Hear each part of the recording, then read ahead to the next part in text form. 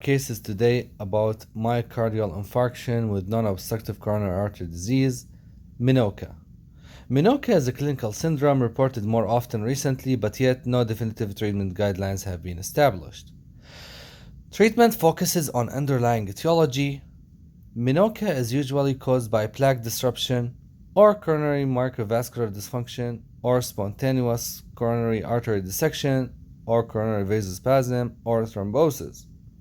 We are presenting a case of MINOCA purely due to microvascular dysfunction.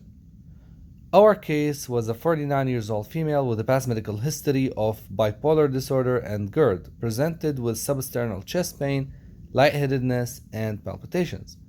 Examination: blood pressure was 120/80 mm mercury, pulse rate was 90 per minute, normal cardiovascular examination, ECG was normal, laboratory evaluation showed troponin of 10.62 nanogram per ml and peaked at 20.98 nanogram per ml, normal troponin less than 0.03 nanogram per ml, normal lipid profile, and normal ESR. Echocardiogram was done and showed LV ejection fraction of 55% with normal diastolic function. CT angiogram was negative for pulmonary embolism and aortic dissection. Patient was started on nitroglycerin and heparin drips. Patient then had coronary angiogram that showed minimal coronary artery disease. Ventriculogram showed no evidence of Takotsubo cardiomyopathy. MINOCA was diagnosed since patient did not have obstructive coronary artery disease and other causes for elevated troponin were excluded, including pulmonary embolism, aortic dissection, myocarditis. Dual antiplatelet therapy, including aspirin and clopidogrel, atorvastatin, and metoprolol were given. Chest pain resolved, and patient was discharged home in a stable condition.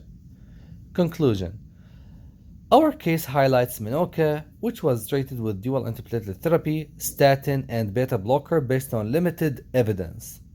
ACE inhibitor was not added due to hypotension. MINOCA should be considered in younger females without dyslipidemia or other risk factors of coronary artery disease who present with acute coronary syndrome. Hypercoagulable states, coronary artery dissection, and coronary vasospasm should be considered as causes. Coronary microvascular disease is the etiology considered in our patient, as we did not find any other mechanism.